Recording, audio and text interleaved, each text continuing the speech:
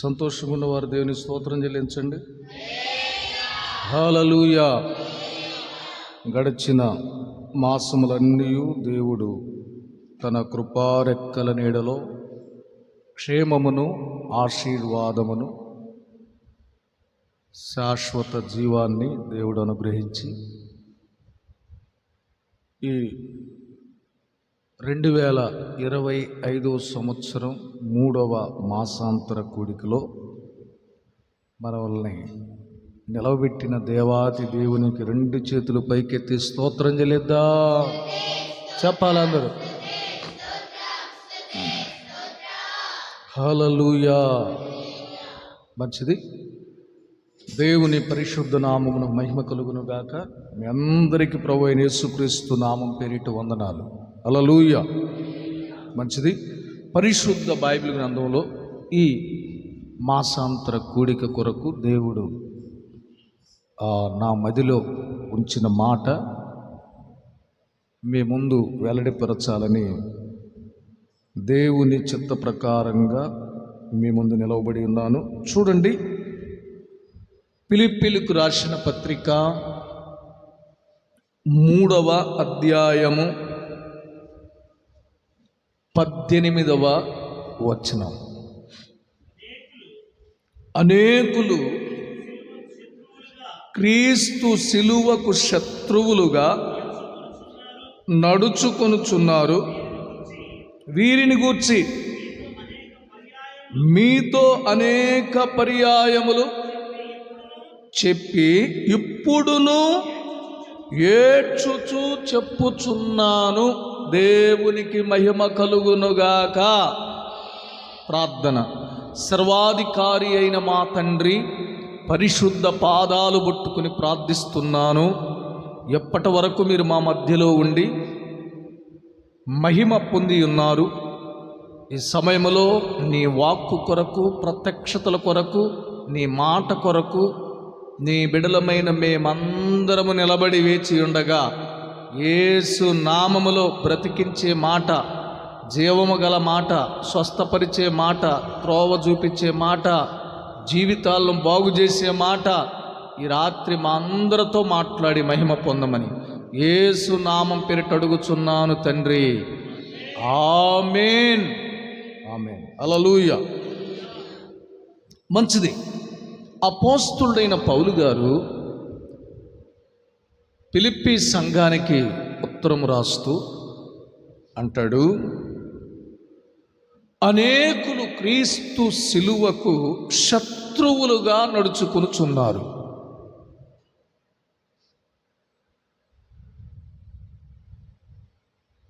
వీరిని గూర్చి మీతో అనేక పర్యాయములు చెప్పి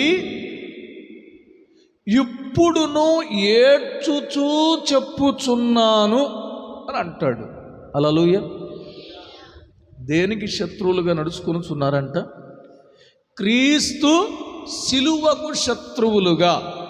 హల్లెలూయా. ఈ మాట చెప్పడానికి గల కారణం ఏంటంటే, పైన చెప్పబడిన మాటల్లో సహోదరులారా, మీరు నన్ను పోలి నడుచుకొనుడి, మేము మీకు మాదిరి అయి ఉన్న ప్రకారము నడుచుకొను వారిని గురిపెట్టి చూడుడి. హల్లెలూయా. ఎవరిని పోలి నడుచుకోవాలంట? ఎవరిని పోలి నడుచుకోవాలి? దైవజనుడు అంటాడు, మీరు నన్ను పోలి నడుచుకొనుడి. ఎవరిని పోలి నడుచుకోవాలి? దైవజనుని పోలి నడుచుకోవాలి. హల్లెలూయా. 1, దైవజనుని పోలి నడుచుకోవాలి. 2, నడుచుకొనుచున్న వారిని గురిపెట్టి చూడాలి. ఎట్లా చూడాలంట? నడుచుకొను వారిని గురిపెట్టి చూడాలి. అంటే దైవజనుని పోలి నడుచుకోకపోవడానికి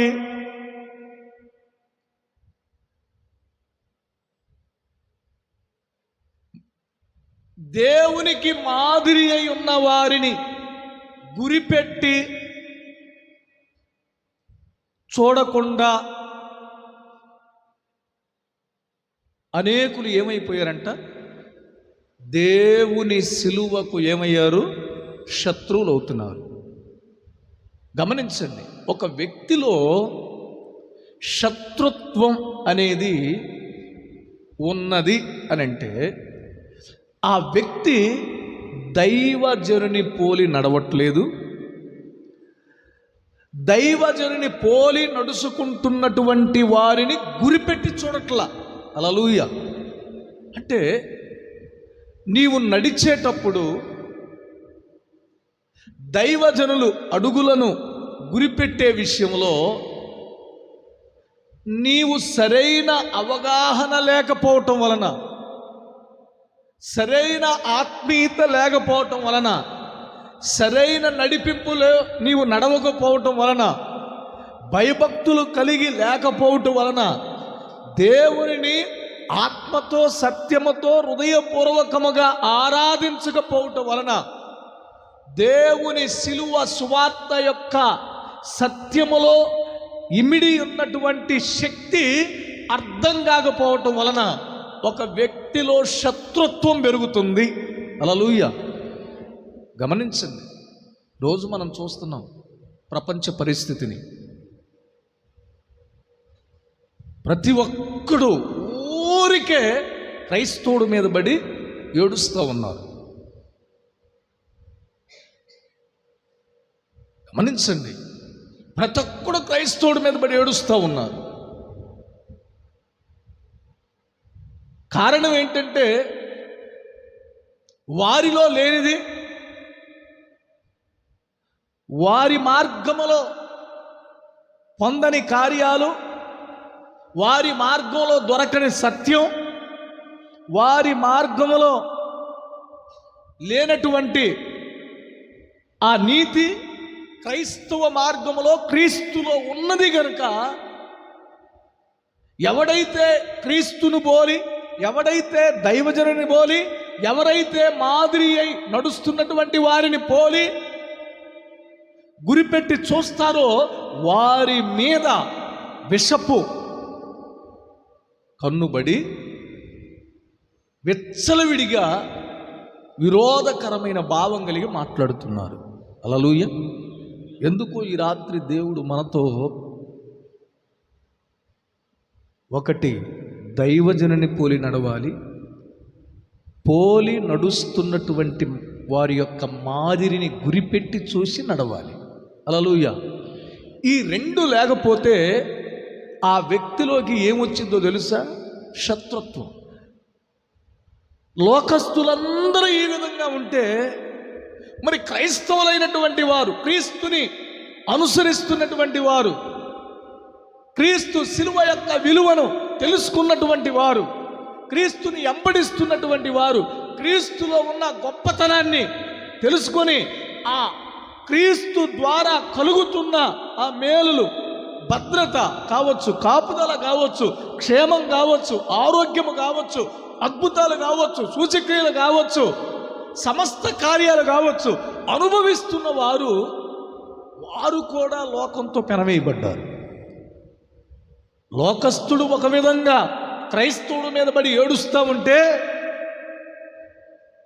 దేవుని రక్తములో కడగబడి దేవుణ్ణి ఆశ్రయిస్తున్న అటువంటి వారు సరైనటువంటి నడిపింపులో నడవక, సరైన అవగాహన కలిగి ఉండక, సరిగ్గా దేవుని అనుసరించే విధానంలో అనుసరించక మరికొందరు శత్రువులుగా మార్చబడుతున్నారు.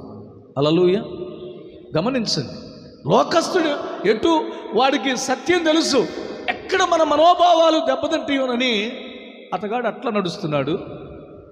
కానీ శిలువ రక్తములో కడగబడిన మనమేమన్నా దైవజనుని పోలి నడవకపోవటం వలన, నడిచే వారి యొక్క మాదిరిని గుర్తించకపోవటం వలన శత్రువులు అవుతున్నారు. హల్లెలూయా. ఇక మూడో సమాజం ఉండింది.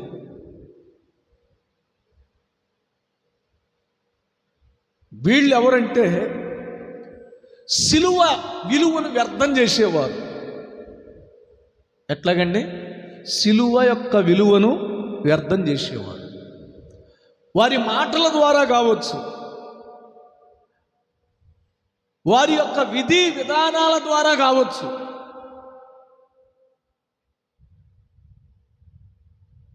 కొన్నిసార్లు మాటలో స్పష్టత లేక, మాటలో సత్యము లేక, మాటలో అబద్ధాలు ఇమిడిపోయి దాని వలన క్రీస్తు శిలువను వృధా చేస్తున్నారు. ఆయన యొక్క రక్తాన్ని ఏం చేస్తున్నారు? వృధా చేస్తున్నారు. దాని వలన సాతానుగాడు ఏం చేస్తున్నాడు తెలుసా? అక్కడ కూడా నిన్ను శత్రుత్వంలోకి నడిపిస్తున్నాడు. హల్లెలూయా. మీరు గమనించండి, కొంతమంది దైవజనుని పోలి నడవరు. వారు నడవకపోగా నడిచేవాడి మీద పడి ఎడుతారు. హల్లెలూయా. నడిచేవాడి మీద పడి ఏడిచేవాడు ఒకడు. అందుకే పౌలు గారి యొక్క ఉద్దేశం ఏంటంటే, ఈ 18వ వచనంలో అనేకులు క్రీస్తు శిలువకు శత్రువులుగా నడుస్తున్నారు. హల్లెలూయా. ఎట్లా నడుస్తున్నారంట? శత్రువులుగా.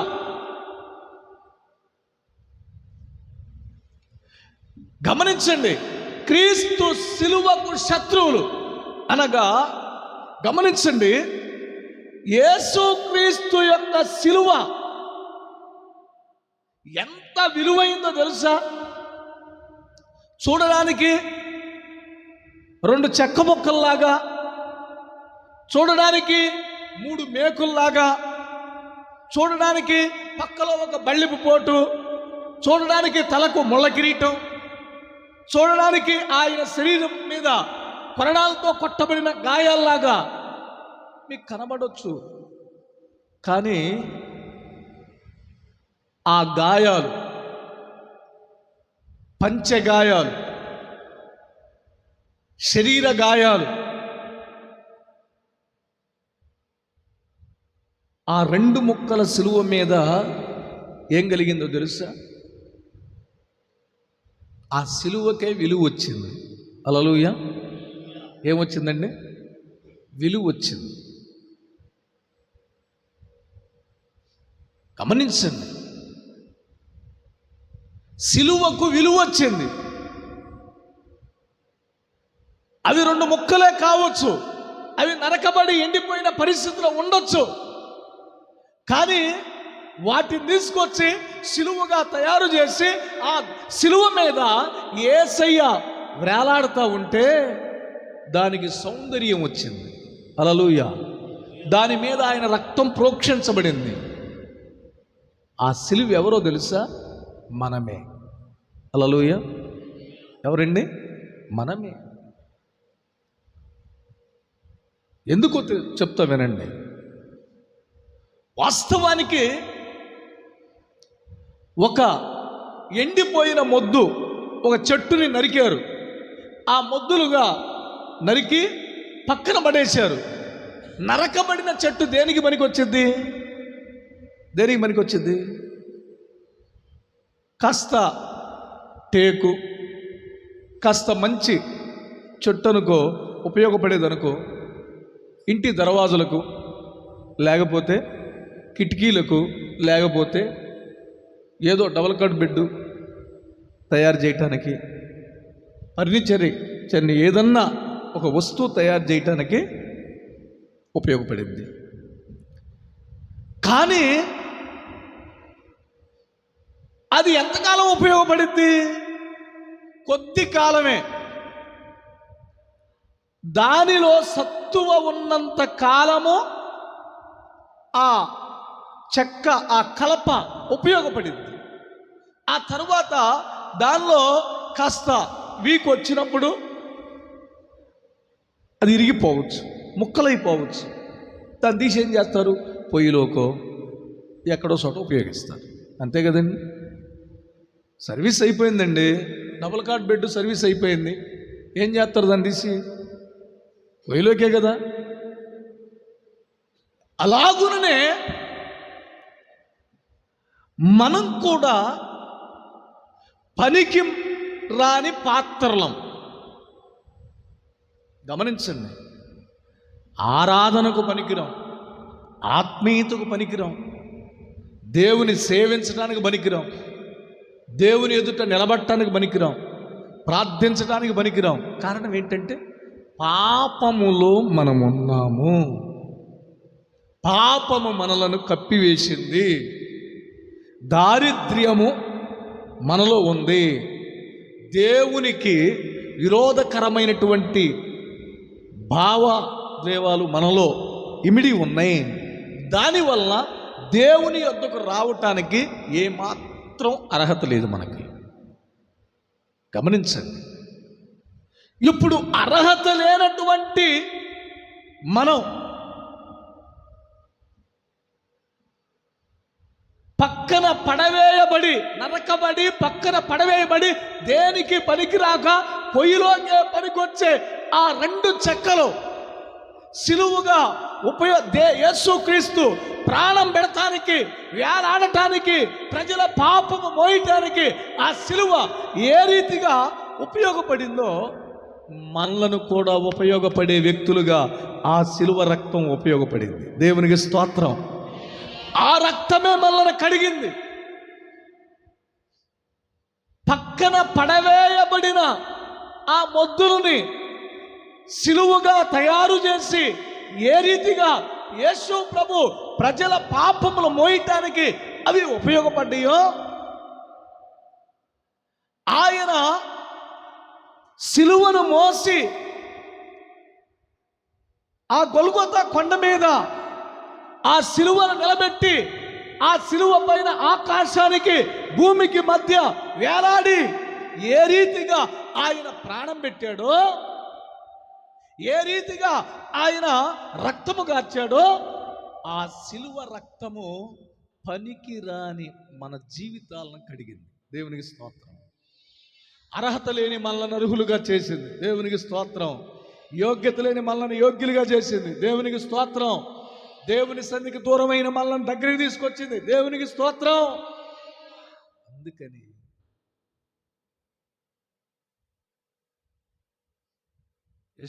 పేతురు గారు అంటాడు, ఆయన శరీరమందు ఎలాగు శ్రమపడినో మీరు కూడా అట్టి మనస్సును ఆయుధముగా ధరించుకోండి. అంటే అర్థం ఏంటి? మనం కూడా సిలువ మొయ్యాలి. హల్లెలూయా. ఇప్పుడు మనం ఏం మొయ్యాలి? సిలువ. అవును, మనం సిలువను మోస్తున్నాం. ఎలా అంటే యేసు ప్రభు గురించి ఏదైనా చెప్పాలి అనే ఏదన్నా ఉందంటే మంచి వార్త సిలువ సువార్త తప్పితే ఏది లేదు. దేవుని స్తోత్రం. అద్భుతాలు తాపికి జరుగుతాయి, స్వస్థతలు తాపికి జరుగుతాయి, మేలులు జరుగుతాయి, దీవెనలు వస్తాయి, ఆశీర్వాదాలు వస్తాయి, సూచక్రియలు జరుగుతాయి. కానీ యేసులో ఉన్న గొప్పతనం ఏదైనా ఉంది ప్రపంచం సాటి చెప్పటానికంటే సిలువ సువార్త తప్పితే ఏది లేదు. ఎందుకు? ఆ సిలువే మనకి విలువని తీసుకొచ్చింది. హల్లెలూయా. ఏం తీసుకొచ్చిందండి? విలువని. అందుకనే పౌలు అంటాడు, సిలువను గూర్చిన వార్త నశించుతున్న వారికి వెరితనము కానీ రక్షింపబడుతున్న మనకి ఏమైంది? దేవుని శక్తి. ఇప్పుడు ఆ సిలువ మనకి ఏం తీసుకొచ్చిందంటే దేవుని శక్తి. హల్లెలూయా. ఆ శక్తి మనలోకి వచ్చింది గనక ఆ శక్తి చేత నడిపించబడుతున్న మనము ఆయన శ్రమలలో ఏమవ్వాలంట? పాలిభాగస్తులు. చదవండి మాట. పేతురు రాసిన మొదటి పత్రిక 4వ అధ్యాయము 1వ వచనం. క్రీస్తు శరీరమందు శ్రమపడెను గనుక మీరును అట్టి మనస్సును ఆయుధముగా ధరించుకోండి. శరీర విషయములలో శ్రమపడిన వాడు శరీరమందు జీవించు మిగిలిన కాలము ఇక మీదట మనదాసులను అనుసరించి నడుచుకొనక దేవుని ఇష్టానుసారముగానే నడుచుకున్నట్లు పాపముతో జోలికనేమియూ ఉండదు. దేవునికి స్తోత్రం కలుగునుగాక. హల్లెలూయా. పాపమికమేమియూ లేక ఉండును. ఇప్పుడు సిలువను మోసేవాళ్ళు ఏమి లేదు, ఏమి లేదు, పాపం లేదు. అంటే గమనించండి, ఇక్కడ రాయబడిన మాట ఏంటంటే ఆయన శరీరమందు శ్రమ పడ్డాడు. ఎలా శ్రమ పడ్డాడు?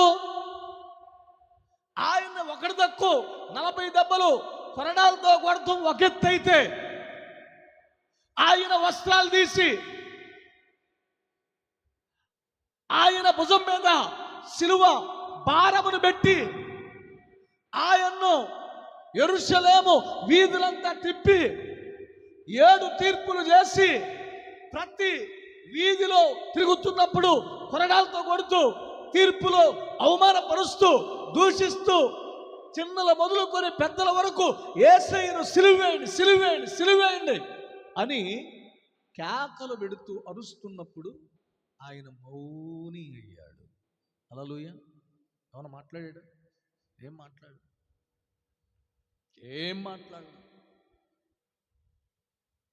నోరు తెరువలేదాయే ప్రేమ, బదులు పలుకలేదాయే ప్రేమ. నోరు తెరువలేదాయే ప్రభువు, బదులు పలుకలేదాయే ప్రేమ. ఇది ఎవరి కోసమో? ఈ జనుల కోసమే, ఈ జగతి కోసమే, ఈ జనుల కోసమే, ఈ జగతి కోసమే. సిలువలో సాగింది యాత్ర, కరుణామయుని దయగల పాత్ర. సిలువలో యాత్ర, కరుణామయుని దయగల పాత్ర. హల్లెలూయా. ఇప్పుడు గమనించండి, ఏ వ్యక్తి అయితే ఆయన సిలువ శ్రమలలో పాలిభాగస్తుడవుతాడో ఆ వ్యక్తి తన ఇష్టానుసారంగా నడుచుకోడు. హల్లెలూయా. ఎవరి ఇష్టానుసారంగా నడుచుకోడు? తన ఇష్టానుసారంగా నడుచుకోడు. ఎలా నడుచుకుంటాడు? దేవుని ఇష్టానుసారంగా నడుచుకుంటాడు. మనుజాశలను బట్టి నడవడు. మనుషులు ఏదో చెప్పారని నడవడు. హల్లెలూయా. గమనించు, మనుషులు ఏదో చెప్పారని వాళ్ళు ఆ మాట చెప్పారు, వీళ్ళు ఈ మాట చెప్పారు, అట్టంట కదా ఇట్లంట కదా అని మనుషులను బట్టి నడవరు. మరి ఎవరిని బట్టి నడుస్తారు? దేవుని ఇష్టానుసారంగా, స్వచిత్తానుసారంగా కాదు, దేవుని ఇష్టానుసారంగా. నువ్వేమెత్తుకున్నావు? సిలువను ఎత్తుకున్నావు. నీవు ఏమై ఉన్నావు? యేసు క్రీస్తు రక్తములో కడగబడిన వ్యక్తివై ఉన్నావు. దేవుడు ఏ రోజైతే ఆయన రక్తములో కడిగాడో, ఏ రోజైతే నీ పాపమును తుడిచివేశాడో, ఏ రోజైతే నిన్ను పరిశుద్ధపరిచాడో, ఏ రోజైతే నిన్ను శుద్ధినిగా చేశాడో, ఏ రోజైతే ఆయన శరీరము ఆయన రక్తమును తిని త్రాగావో, పానము చేశావో, ఆ రోజు నీ మీద ఆయన ఒక భారము పెట్టాడు. దేవుని స్తోత్రం. ఆ భారం ఏంటో తెలుసా? నువ్వెక్కడ రొట్టిరుస్తున్నావో, నువ్వెక్కడ పానం చేస్తున్నావో ఆ స్థలములో ఆయన కొరకు నువ్వు పనిచేయాలి. హల్లెలూయా. ఎవరి కొరకు పనిచేయాలి? దేవుని కొరకు పనిచేయాలి. నువ్వు రక్షణ పొందక మునుపు నీ ఇష్టం. నువ్వు రక్షణ పొందక మునుపు నువ్వు ఎవరెవరు మాటలో విన్నావు. నీవు రక్షణ పొందక మునుపు నీ వ్యక్తిగతంగా నిర్ణయం తీసుకున్నావు. నీవు రక్షణ పొందక మునుపు నీ ఇష్టానుసారంగా జీవించావు, ఇష్టానుసారంగా ప్రవర్తించావు, ఇష్టానుసారంగా నడుచుకున్నావు. నీవు రక్షణ పొందిన తరువాత, యేసు రక్తములో కడగబడిన తరువాత, ఆయన మందిరములో ఒక సభ్యునిగా నీవు సిద్ధపరచబడిన తరువాత దైవజనుని నడిపింపులో నువ్వు ఉండాలి. హల్లెలూయా.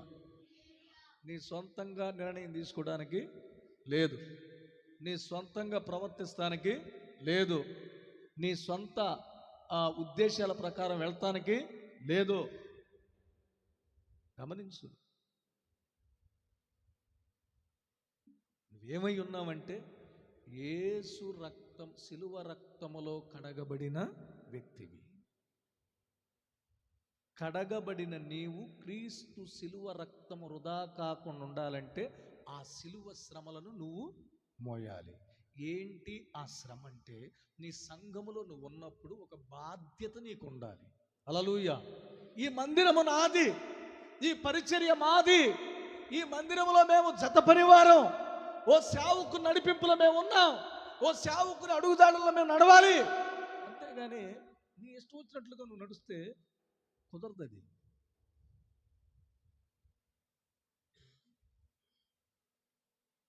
వాక్యం అంటుంది, నీ ఇష్టానుసారంగా రక్షణ పొందిన తర్వాత నడుస్తున్నావంటే సిలువకు శత్రువులుగా నడుస్తున్నారు. హల్లెలూయా. నీ స్వచిత్తానుసారంగా నువ్వు నడుస్తున్నావంటే నువ్వేమై ఉన్నావు? సిలువకి శత్రువులుగా నడుస్తున్నారు. గమనించండి.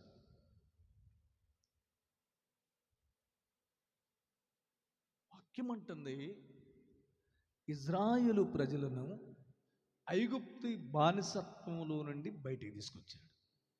ఆ తర్వాత అషూరు రాజ్యములో నుండి, వారి యొక్క బానిసత్వం నుండి బయటికి తీసుకొచ్చాడు. ఆ తర్వాత ఫిలిస్తీన్ల యొక్క చేతి క్రింద నుండి దేవుడు బయటికి తీసుకొచ్చాడు. తీసుకొచ్చిన తరువాత వీళ్ళు ఐగుప్తు దాటిన తర్వాత వాళ్ళ ఇష్టానుసారంగా నడిచారు. అషూరు రాజ్యంలో నుండి బయటకు వచ్చిన తర్వాత వారి ఇష్టానుసారంగా నడిచారు. ఫిలిస్తీన్ల మధ్యలో నుండి బయటకు వచ్చిన తర్వాత వాళ్ళ ఇష్టానుసారంగా నడిచారు. ఇప్పుడు నడిచిన ప్రతిసారి దేవుడు వాళ్ళకి ఏమిచ్చాడు? పనిష్మెంట్. హల్లెలూయా. ఏమిచ్చాడు? పనిష్మెంట్ ఇచ్చాడు. ఇప్పుడు ఆ పనిష్మెంట్ను బట్టి వాళ్ళు ఏమయ్యారో తెలుసా? తమ్ము తాము తగ్గించుకొని వారు పశ్చాత్తాపడి పాపములు ఒప్పుకొని, అయ్యా నీకు విరోధంగా నడిచాం అని చెప్పి తమ పాపములను ఒప్పుకొని దేవుని సన్నిధిలో నిండు మనస్సుతో వారు శిరము వంచారు. దేవుని స్తోత్రం. తద్వారా దేవుడు వారిని ఏం చేశాడు?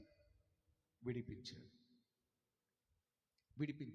అంటే పాత నిబంధన కాలంలో ఏంటో తెలుసా? అప్ అండ్ డౌన్స్ ఉన్నప్పుడు వారిని దేవుడు చేసిన పని ఏంటంటే, వారు దేవుడికి దూరం అయినప్పుడల్లా శత్రువులకు అప్పచెప్పేవాడు. కానీ నూతన నిబంధన అది కాదు. నూతన నిబంధనలో యేసుక్రీస్తు రక్తము సిలువలో కార్చిన తరువాత, ఆ రక్తములో మనం కడగబడిన తరువాత, నీ ఇష్టానుసారంగా నీవు నడవటం, నీ ఇష్టానుసారంగా నిర్ణయం తీసుకోవటం, నీ ఇష్టానుసారంగా ప్రవర్తించటం లేదు. ఒకవేళ నీ ఇష్టానుసారంగా నడిచేవా, నీ ఇష్టానుసారంగా ప్రవర్తించేవా, నీ ఇష్టానుసారంగా జీవించేవా, శ్రమలు విస్తరిస్తాయి. ఏమొస్తాయండి? శ్రమలు విస్తరిస్తాయి. గమనించండి. ఒకటేం చెప్పాను? లోకం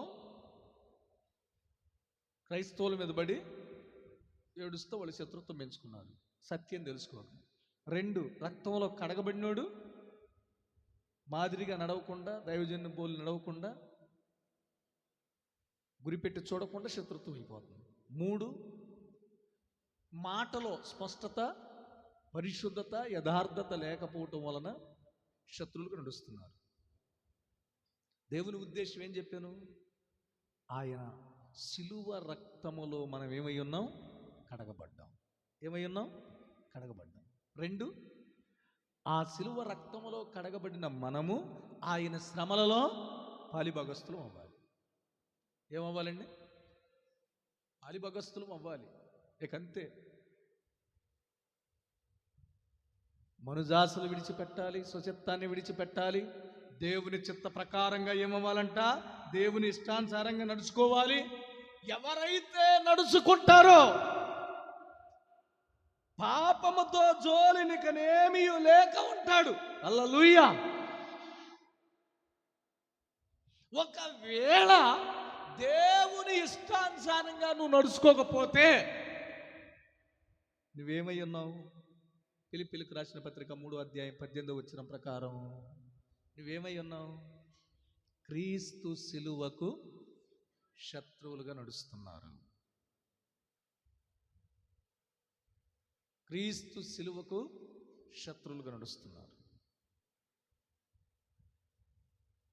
పౌలంటాడు హెబ్రీ రాసిన పత్రిక 6:4 ఒకసారి వెలిగించబడి, చదవండి 6:4 ఒకసారి వెలిగించబడి పరలోక సంబంధమైన వరమును రుచి చూసి పరిశుద్ధాత్మలో పాలివారై దేవుని దివ్య వాక్యమును రాబోవు యుగ సంబంధమైన శక్తుల ప్రభావమును అనుభవించిన తరువాత తప్పిపోయిన వాడు. ఆగండి, ఎవరిళ్ళు?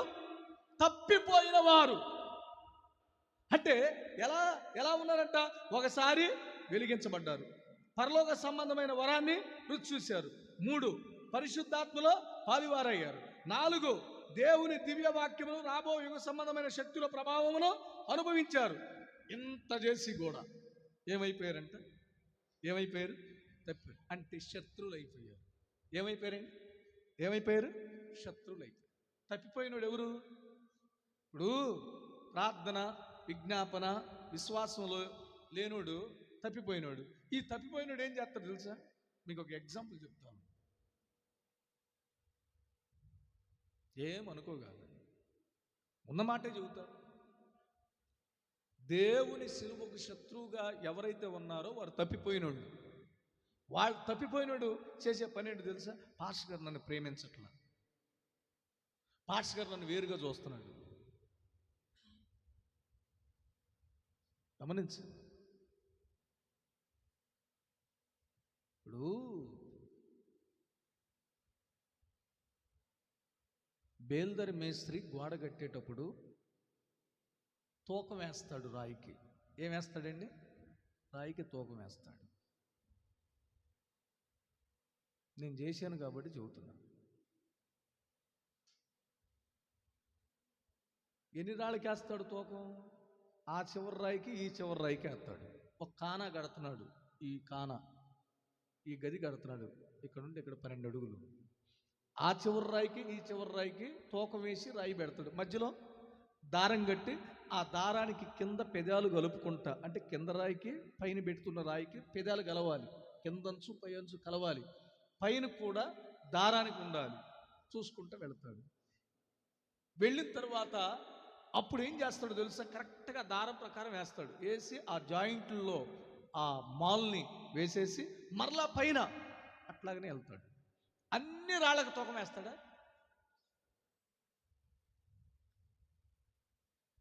అన్ని రాళ్ళకి వేయడు. వేసాడు అనుకో, కింద పెదాలు కలవు, జాయింట్లు పెదాలు కలవు. అందుకే తూకం వేసేది ఒక రాయికి.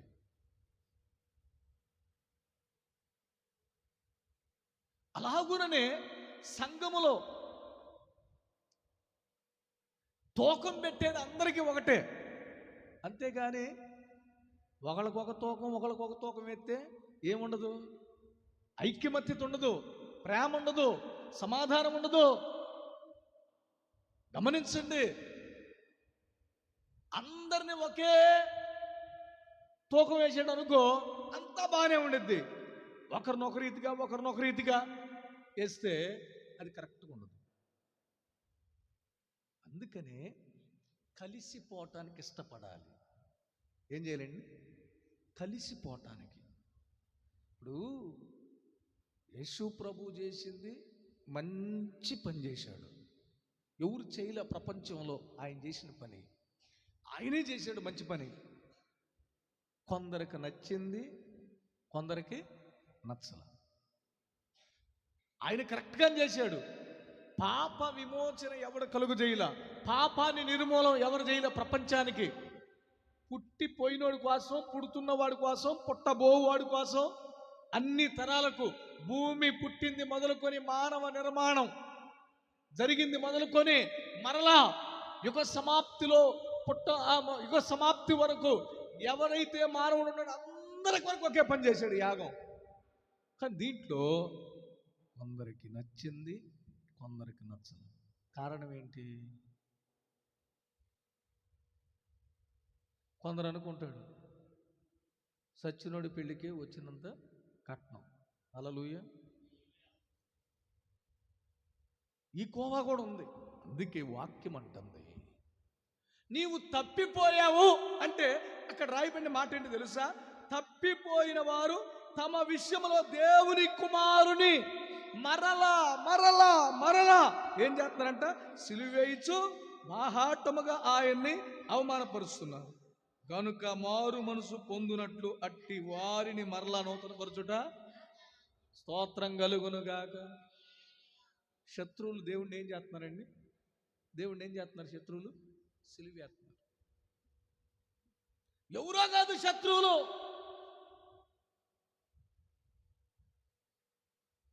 ఈ శత్రువులు ఎలాంటి వాళ్ళు తెలుసా? వెలిగించబడ్డారు. ఎలా వెలిగించబడ్డారు తెలుసా? మామూలుగా వెలగల, ఒక వెలిగాడండి అంటారు చూడండి, ఆ టైపులో సంఘంలో ఉన్నారు. ఆ తర్వాత ఏమయ్యారు? పరలోక సంబంధమైన వరాలు అంటే దేవుని వరాలను కూడా రుచి చూశారు. ఆ తర్వాత ఏమయ్యారు? పరిశుద్ధాత్మల పాలివారయ్యారు. అంటే పరిశుద్ధాత్మలో కూడా పాలివారయ్యారు, ఆత్మచేత నడిపించబడ్డారు. ఆ తర్వాత ఏమయ్యారు? దేవుని దివ్య వాక్యమును, రాబోవు యుగ సంబంధమైన శక్తుల ప్రభావమును అనుభవించారు. బా, ఆ శక్తులు కూడా మా కళ్ళ ముందు దయ్యాలు, రోగాలు ప్రార్థన చేస్తే ఎంత విడుదల జరిగింది. మరి ఎన్ని అనుభవాలు ఉన్నాయిగా, వెలిగించబడ్డావుగా, వరాలు రుచి చూసావుగా, పరిశుద్ధాత్మను పొందుకున్నావుగా, దేవుని వాక్యం ద్వారా దేవుడు చేసిన అద్భుతాలు చూసావుగా. చూసి ఎందుకు తప్పిపోతున్నా? చూసి తప్పిపోవాల్సిన పనే ఉంది. అదే నడిపింపులో ఉండొచ్చుగా, అదే ఆత్మీయతలో ఉండొచ్చుగా. ఇప్పుడు తప్పిపోయావు. తప్పిపోయిన తర్వాత ఏమన్నాడు? ఆ తప్పిపోయాడు అని ఊరుకోలా. తప్పిపోయిన వాళ్ళంట యేసయ్యని మరలా మరలా మరలా మరలా సిలువేస్తున్నారు. ఎట్లా?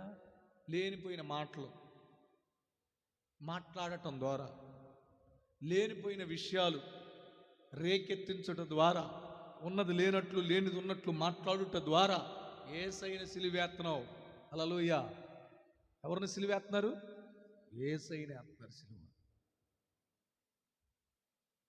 ఇక అలాంటి వాడిని మారు మనసు పొందటం, నూతనపరచటం సాధ్యమే కాదు. హల్లెలూయా. ఎంత చెప్పినా వినకపోతే ఏం చేస్తారండి? ఏం చేస్తారు? వాటేసుకుంటుందా? హల్లెలూయా. ఈ రాత్రికాల సమయంలో నా దేవుడు సెలవిస్తున్న మాట, రక్తములో కడగబడ్డావు. సిలువ రక్తము గురించి చెప్పే యోగ్యత దేవుడు నీకు ఇచ్చాడు సంఘంలో. కానీ కడగబడిన నీవు శత్రువుగా మార్చబడి, చెప్పవలసిన నీవు శత్రువుగా మార్చబడి, అన్నీ అనుభవించిన నీవు శత్రువుగా మార్చబడితే దైవజనుడు అంటాడు ఇదివరకు చెప్పాను. ఏమంటున్నాడు అక్కడ? ఇదివరకు చెప్పాను వీటిని గురించి మీతో అనేక పర్యాయాలు, ఇప్పుడును ఏడ్చుచూ చెప్పుచున్నా. హల్లెలూయా. ఏమన్నాడండి? ఇప్పుడును ఏడ్చుచూ చెప్పుచున్నా. అంటే దైవజనుడు బాధ ఏంటి? నీవు శత్రువుగా మార్చబడకూడదు, నీవు దేవునికి విరోధంగా అవ్వకూడదు, దేవుని నామాన్ని అవమానపరచకూడదు, దేవుని శిలువ రక్తాన్ని వృధా చేయకూడదు, దేవుని కొరకు నువ్వు బ్రతకాలి అనేది దేవుని ఉద్దేశం. వీడు శత్రువుగా మారినోడు మారినట్టున్న పర్లా పక్కకెళ్ళి తన పనేదో తను చేసుకుని మౌనంగా ఉంటే ఉండడు. ఎలా ఉంటాడంటే 19వ వచనం చదవండి. నాశనమే వారి అంతము. 3 మాటలు చెప్పి ముగిస్తా. 1, వారి కడుపే వారి దేవుడు. ఇక శత్రువుగా మారినోడు ఏం చేస్తాడు? శత్రువుగా మారినోడు ఏం చేస్తాడండి? 1, వాని కడుపే వారి, అంటే కడుపే దేవుడు. అంటే దేనికోసం బతుకుతున్నాడు? ఇప్పుడు దేనికోసం బతుకుతున్నాడు? దేనికోసం? తిండి కోసం, భోజనం కోసం. భోజనం ఏం చేసిద్దో చూద్దాం. వారి కడుపే దేవుడుగా. అమ్మయ్య కడుపు నిండి దేవుని స్తోత్రం అనేవాళ్ళు ఉంటారు, అంతే కదండి. ఈరోజు మంచి భోజనం దొరికిందండి.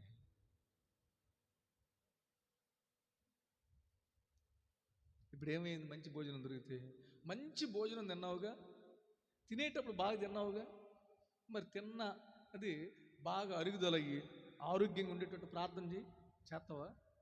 ఇంకెక్కడ తిని దుప్పటి దాన్ని కొనుక్కుంటావా? అంటే ఇప్పుడు వీళ్ళకి ఏమైంది? కడుపే దేవుడు.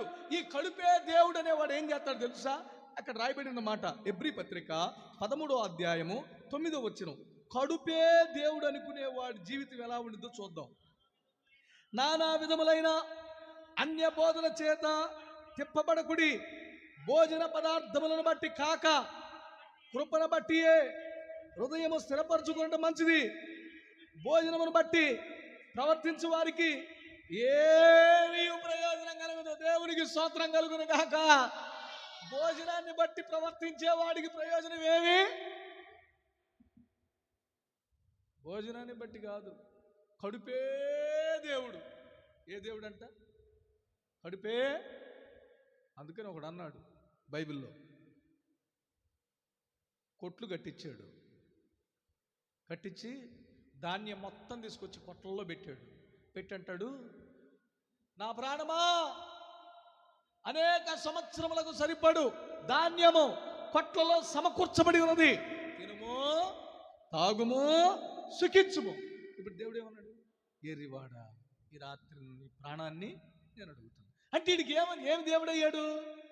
కడుపే దేవుడు. ఇప్పుడు కడుపు దేవుడు అయితే ఈ దేవుడు ఏమన్నాడు?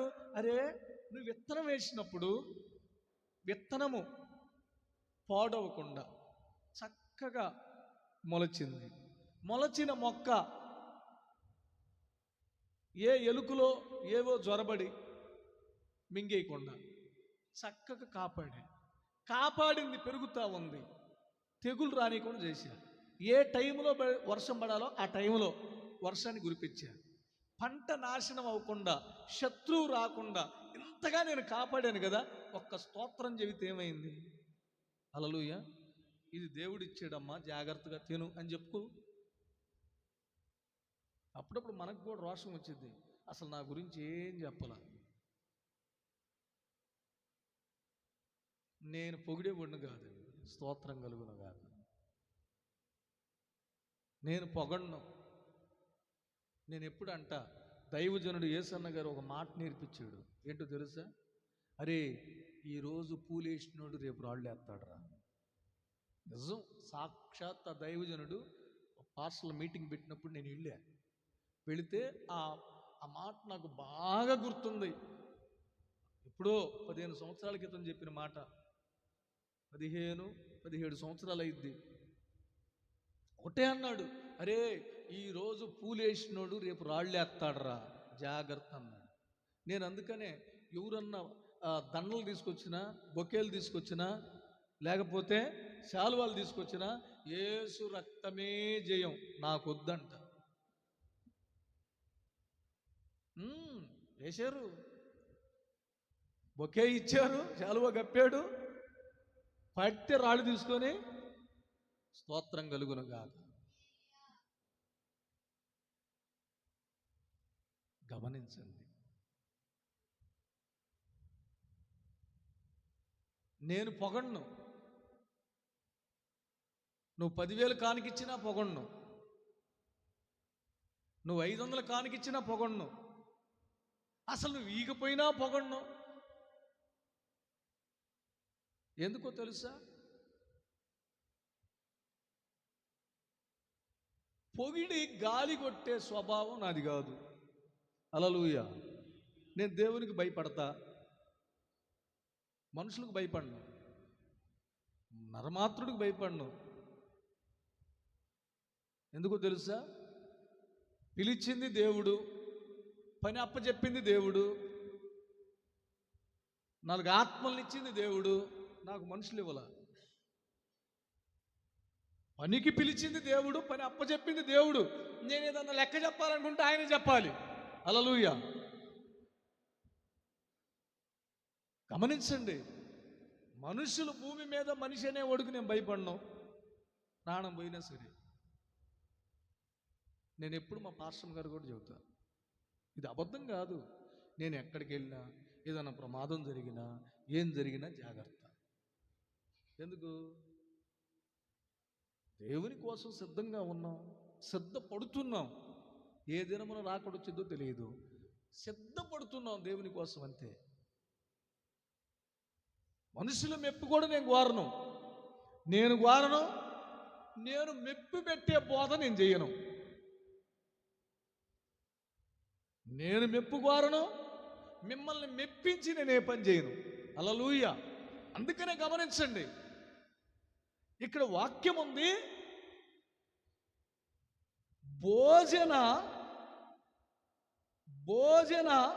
భోజనములను బట్టి ప్రవర్తించు వారికి ఏమీయో ప్రయోజనము కలగదు. హల్లెలూయా. నానా విధములైన బోధన వైపు మీరు చెప్పబడకూడదు, వెళ్ళొద్దు. నీ సేవకుడు ఏ బోధ చెబుతున్నాడో ఆ బోధ మీద నువ్వు నిలబడు. అది మంచి అయినా సరే, అది నీకు ఇబ్బందిగానే ఉండొచ్చు, అది నీకు ఇష్టం లేకుండా ఉండొచ్చు, కానీ ఇష్టపడు. దాంట్లో మేలుంది. హల్లెలూయా. ఏముంది దాంట్లో? మేలుంది. ఇప్పుడు యథార్థమైన మాట ఎప్పటికీ సేదే, అబద్ధం ఎప్పుడు తీయగా ఉండింది. యథార్థమైన మాట సేదుగానే ఉండింది, అబద్ధం తీయగా ఉండేది. నేను అందుకని వాక్యం అంటుంది, నువ్వు సేదుగా వాళ్ళకున్నా పర్వాలా, కానీ వాక్యం మీదే నిలబడు. హల్లెలూయా. అందుకనే అంటాడు, ఏ ఉపదేశం వైపు పడితే ఆ ఉపదేశం వైపు మీరు తిప్పబడవద్దు. భోజన పదార్థములను బట్టి కాక కృపను బట్టి హృదయం స్థిరపరచబడుతుంది. కనుక భోజన పదార్థములు నీకు ప్రయోజనకరమైనవి కావు. ఇంకో మాట చూడండి, ఇంకో మాట. ఫిలిప్పీయులకు రాసిన పత్రిక, రోమాపత్రిక 11వ అధ్యాయం 9వ వచనం. రోమాపత్రిక 11వ అధ్యాయం 9వ వచనం. మరియు వారి భోజనము వారికి ఉరిగాను, వారి క్రియలకు దేవునికి స్తోత్రం కలుగును గాక. ప్రయోజనము లేని భోజనం ఏమైందంట? ప్రయోజనము లేని భోజనం ఏమైంది? ఉరిగాను, బోనుగాను, ఆటంకంగాను, వారి క్రియలకు ప్రతిఫలముగా ఉండునుగాక. దేవునికి స్తోత్రం. హల్లెలూయా. ప్రయోజనం కడుపే దేవుడు. ఆ కడుపు కోసం ప్రయోజనం లేని భోజనం, ఆ భోజనం ఉరిగా, బోనుగా, ఆటంకంగా ఉంది. ఇంకో మాట చూడండి, 14వ అధ్యాయం 20వ వచనం. భోజనం నిమిత్తము దేవుని పనిని పాడు చేయదు. దేవుని స్తోత్రం.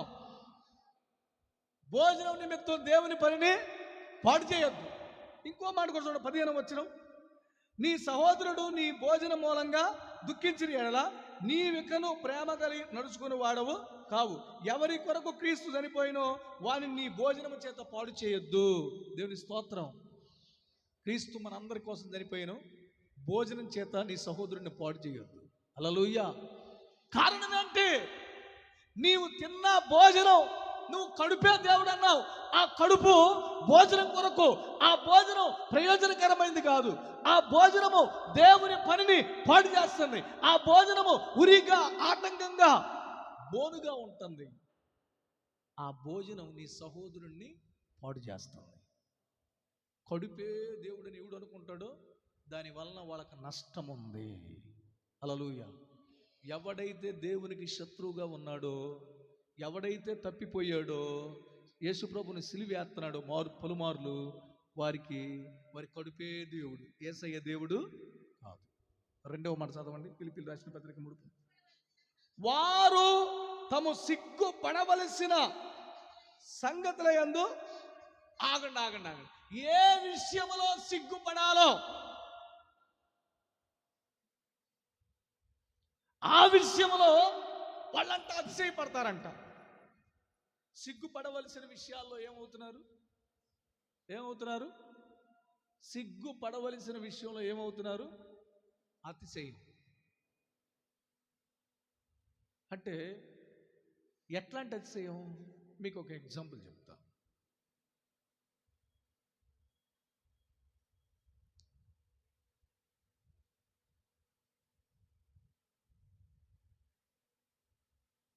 ఇన్నాళ్ళుగా ప్రార్థన చేసుకుంటూ వస్తున్నావు, ఒక్క కార్యం నీ ఇంట్లో జరగల అనుకుందాం. నిన్నగాక మొన్న వచ్చారు సంఘంలోకి, వాళ్ళ జీవితంలో దేవుడు కార్యాలు చేస్తున్నాడు.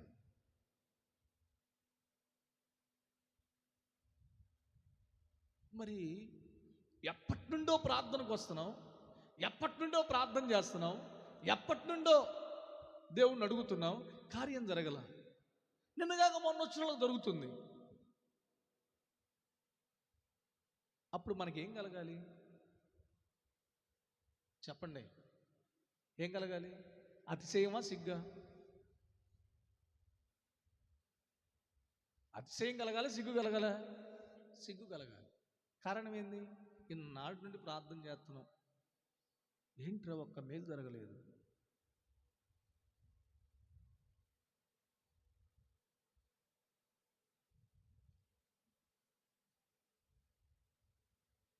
ఈ నెలలో లక్ష్మి గారు, అంటే దుర్గారావు లక్ష్మి గారు,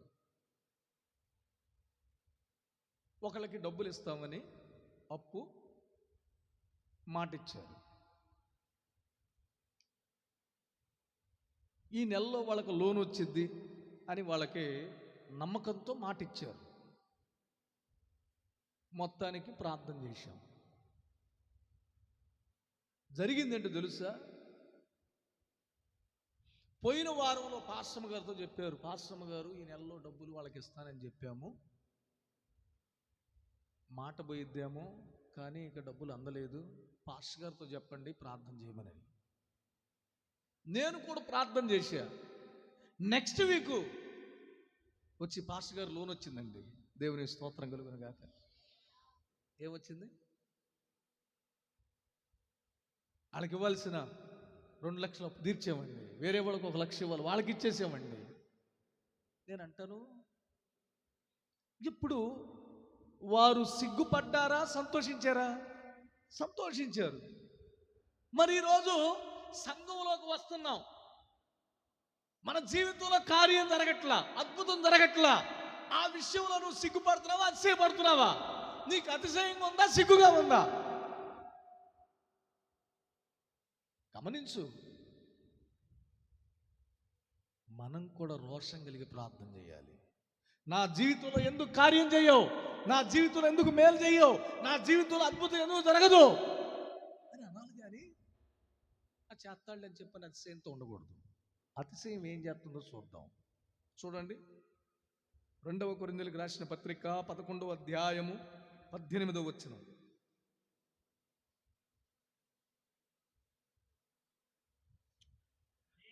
అనేకులు శరీర విషయంలో అతిశయపడుచున్నారు గనుక నేనును అలాగే అతిశయపడుదును. చాలు. ఏ విషయంలో అతిశయపడతారంట? ఏ విషయంలో అతిశయపడుతున్నారు? శరీర విషయంలో.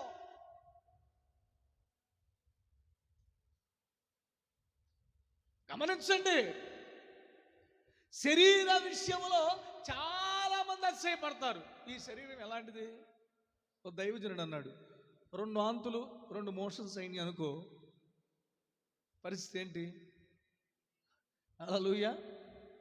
ఏ సెలాన్ బాటిల్ పెడతామే, అంతే కదండి. అంటే ఇది ఎంతవరకు పనిచేస్తుంది? కొంతవరకే. అంటే దేవుడు ఈ శరీరములో ఆయన తన బలమును, తన శక్తిని, తన జీవాన్ని మన దినములు ఎంతవరకు జీవగ్రంథంలో రాశాడో అంతవరకే. నువ్వు దానికి మించి నువ్వు అతిశయపడ్డావు అనుకో, ఏదో నష్టం. దేవునికి స్తోత్రం. ఒకరోజు చక్కగా ఒక ఆయన పెళ్లి చేసుకుంటా యవ్వనస్తుడు చాలా చక్కగా అమ్మాయిని చూసి మురిసిపోయి, నా భార్య చాలా అందగత్తె అని చెప్పని, ఇక చూడండి ఆ సెల్ ఫోన్లో ఫోటో తీసుకొచ్చి, ఇదిగోరా ఈ అమ్మాయిని నేను చేసుకునేది. హల్లెలూయా. ఏంటి ఈ అమ్మాయి?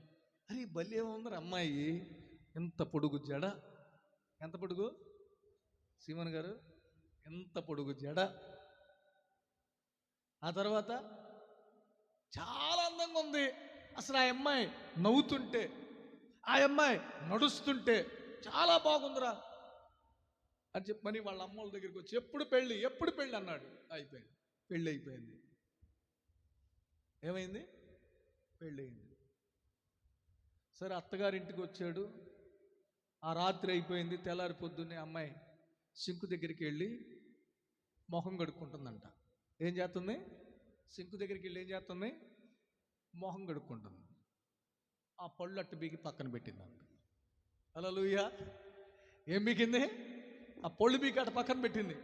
ఈతగాడు కూడా మంచం మీద నుండి లేచి ఇట చూసేటప్పటికి పళ్ళు కనపడ్డాయి సింక్ మీద. ఆ తర్వాత ఇట తీసింది, తల మీదది ఎంత చుట్టూ ఉంది అది పక్కన పెట్టింది. ఇక చూడు రెండో రోజే, నాకొద్దు. హల్లెలూయా. పళ్ళంటే పెట్టుకునేది మనుషుల ముందు కవరప్ చేయటానికి. ఇగ్గు గమనించండి, అతిశయం.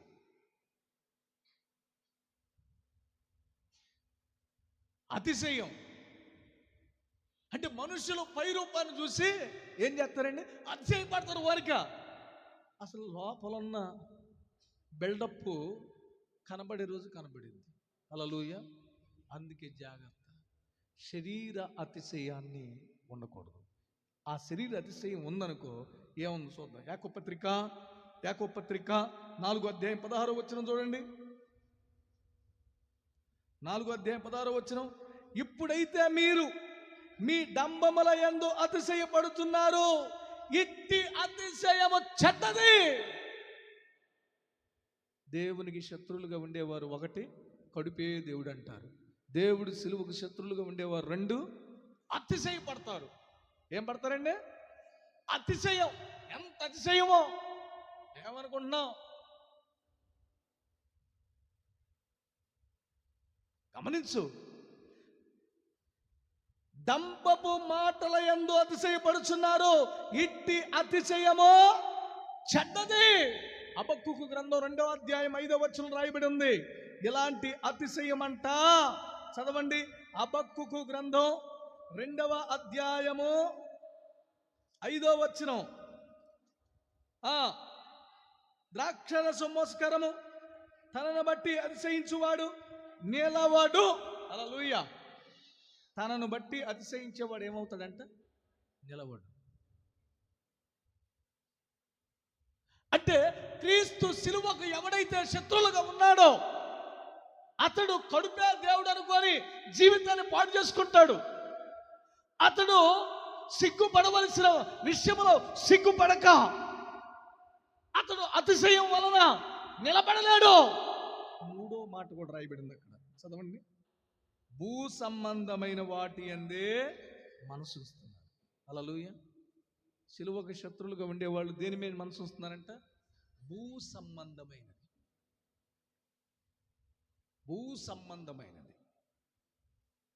బైబిల్ ఏముంది? పౌలు అంటాడు, కొలస్సీయులకు రాసిన పత్రిక 3వ అధ్యాయం 2వ వచనంలో, పైనున్న వాటినే వెదుకుడు గాని భూ సంబంధమైన వాటి మీద మనసు పెట్టకుడి. హల్లెలూయా, హల్లెలూయా. దేని మీద? భూ సంబంధమైన వాటి మీద. అంటే భూ సంబంధమైన ఏది? భూ సంబంధమైనది ఏది? అస్థిరమైనది, నిలబడలేనిది, విలువ లేనిది, శూన్యమైపోయేది. గమనించండి, మీరు క్రీస్తుతో కూడా లేపబడిన వారైతే పైనున్న వాటిని వెతకండి, కానీ భూ సంబంధమైన వాటి మీద ఏం పెట్టకూడదంట? మనస్సు పెట్టకుడి. ఏలయనగా మీరు మృతి పొందితిరి, మీ జీవము క్రీస్తుతో కూడా దాచిపెట్టబడి ఉన్నది. దేవునికి స్తోత్రం కలుగును గాక. హల్లెలూయా, హల్లెలూయా. మీ మనసు పైన ఉన్న వాటి మీదే, కానీ ఎక్కడ పెట్టకూడదు? భూ సంబంధమైన వాటి మీద పెట్టకూడదు. ఒకవేళ భూ సంబంధమైన వాటి మీద మన మనసు పెడితే యాకోబు పత్రిక 3వ అధ్యాయము 15వ వచనం పట్టుకుంటా చూడండి. ఈ జ్ఞానము పైనుండి దిగి వచ్చినది గాక భూ సంబంధమైనది, ప్రకృతి సంబంధమైనది, దయ్యముల జ్ఞానము వంటిదియునై. దేవునికి స్తోత్రం కలుగునుగాక. పర సంబంధమైన జ్ఞానం కాదంటే ఇదే.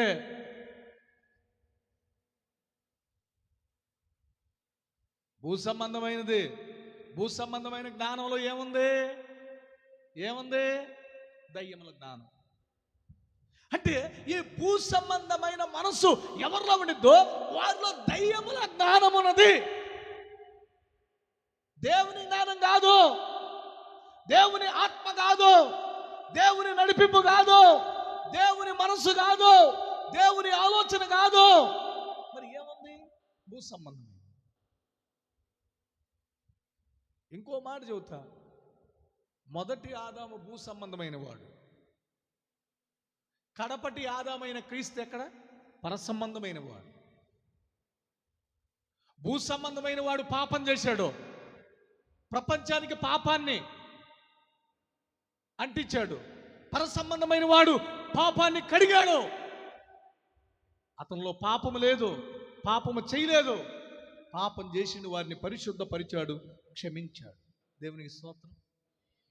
ఇప్పుడు మనం భూ సంబంధమైన మనసు ఉండకూడదు. ఎవడైతే క్రీస్తు సిలువకు శత్రువుగా ఉన్నాడో అతనిలో ఏముందండి? భూ సంబంధమైన మనసు. అందుకే మనము భూ సంబంధమైన మనస్సు మనకు ఉండకూడదు. మనము అతిశయపడవలసిన విషయాల్లో, అంటే సిగ్గుపడవలసిన విషయాల్లో అతిశయపడకూడదు. నువ్వు దేవునికి శత్రువుగా ఉన్నావంటే సిగ్గు. నీ కడుపే నీ దేవుడు అన్నావంటే ఆ భోజనం నిన్ను పాడు చేస్తుంది, దేవుని పనిని పాడు చేస్తుంది. గమనించు, నువ్వెవరవో గుర్తించాలి. ముందు నేను ఆయన రక్తంలో కడగబడ్డా, నేను ఆయన శ్రమల్లో పాలిభాగస్తుడును, నేను వెలిగించబడ్డా, అనేకుల్ని వెలిగించేవాడిని అని ఉండాలి. అలా కాకుండా రక్తములో కడగబడిన నీవు పాపములో పడి ప్రభు పని చేయాల్సిన నీవు ప్రభు పనికి దూరంగా ఉండి, వెలిగించబడిన నీవు నలుగురిని వెలిగించాలైతే వెలిగించకుండా నీవే తప్పిపోయి, నా కడుపే నా దేవుడు, దేవుని విడిచి నీవు సిగ్గుపడవలసిన విషయాలు అతిశయపడతా భూ సంబంధమైన వాటి మీద మనసు పెడితే దాంట్లో ఎవరున్నారంట? దయ్యముల జ్ఞానము. గమనించు, దయ్యముల జ్ఞానము. పౌలు గారు అంటున్నాడు, అనేక పర్యాయాలు నేను మీతో చెప్పి తిని, అయితే ఇప్పుడు ఏడుస్తూ చెప్తున్నా. ఏమంటున్నాడు? ఇప్పుడు ఏడుస్తూ చెప్తున్నా. చదవండి. ఫిలిప్పీయులకు రాసిన పత్రిక 3వ అధ్యాయము 20వ వచనం చదవండి. మన పౌరస్థితి పరలోకమందున్నది, అక్కడ నుండి ప్రభు అయిన యేసుక్రీస్తును రక్షకుడి నిమిత్తము కనిపెట్టుచున్నాము. దేవునికి స్తోత్రం. ఒకటి, దైవజన్ని పోలి నడవాలి. రెండు, మాదిరిగా నడుస్తున్న వారిని గురిపెట్టి చూడాలి. మూడు, పౌరస్థితి ఎక్కడుంది? పౌరస్థితి ఎక్కడుంది? పరలోకంలో ఉంది. ఎక్కడుందండి? ఇది గుర్తించాలి. ఇది గుర్తించకుండా నీవు క్రీస్తు శిలువకు శత్రువయ్యావా? నా కడుపే దేవుడు అంటావు. సిగ్గుపడవలసిన విషయాలు సిగ్గుపడకుండా సేపడతావు. పర సంబంధమైన వాటి మీద మనసు ఉండాలైతే భూ సంబంధమైన వాటి మీద మనసు పెడతావు. అది నిన్ను పాడు చేస్తుంది. అది నిన్నేం చేస్తుంది? పాడు చేస్తుంది. నువ్వు పాడైపోవటం దేవునికి ఇష్టం లేదు. నువ్వు నరకానికి వెళ్ళిపోవటం దేవునికి ఇష్టం లేదు. నువ్వు నశించిపోవటం దేవునికి ఇష్టం లేదు. నువ్వు పాతాళ వశం పడిపోవటం దేవునికి ఇష్టం లేదు. నీవు తిరిగి మారు మనసు పొంది దేవుని వైపు మళ్ళుకొని పశ్చాత్తాపపడి పాపము ఒప్పుకొని దేవుని సన్నిధిలో దేవునితో నడవటం ప్రారంభించు. హల్లెలూయా. గమనించు, ఎలా పెడితే అలా నడవద్దు. ఒక గురి కలిగినడు. నీవున్న సంఘములో నేను చచ్చిపోతే ఎక్కడే చావాలి. బ్రతికినంత కాలం సంఘములో ఒక స్తంభంగా ఉండాలి. నా ప్లేస్ మారకూడదు, నా సూప్ మారకూడదు, నా జీవితం మారకూడదు. ఓ సంఘ క్రమములో, ఒక దైవజన నడిపింపులో, ఒక గురి కలిగిన జీవితం కలిగి పౌరస్థితి పరలోకమందు ఉందని ఎరిగి ఆయన కొరకు కనిపెడుతూ మనలో ఉన్న శత్రుత్వాన్ని నిర్మూలన చేసి దేవుని ప్రేమించే వారంగా మన ముందు గాక. అట్టి కృప పరిశుద్ధాత్మ దేవుడు మనకిచ్చును గాక. ఆమేన్. అందరూ తల్ల వంచండి. ఒకవేళ దేవునికి శత్రువులుగా మనం ఉంటే, అయ్యా ఈరోజు నేను పశ్చాత్తాపడుతున్నానయ్యా, నా పాపములు ఒప్పుకుంటున్నానయ్యా, స్తుతి కలుగును గాక. గోడ తట్టు తిరిగి మోకరించి, ప్రభువా, మోకరించగలిగిన వారు మోకరించి గోడ తట్టు తిరిగి, యేసయ్యా ఇదిగో ఈరోజు నేను నీ పాదాలు పట్టుకుంటా. అందరూ ఒకసారి యేసయ్య పాదాలు పట్టుకోండి, మోకరించి స్తుతి కలుగును గాక.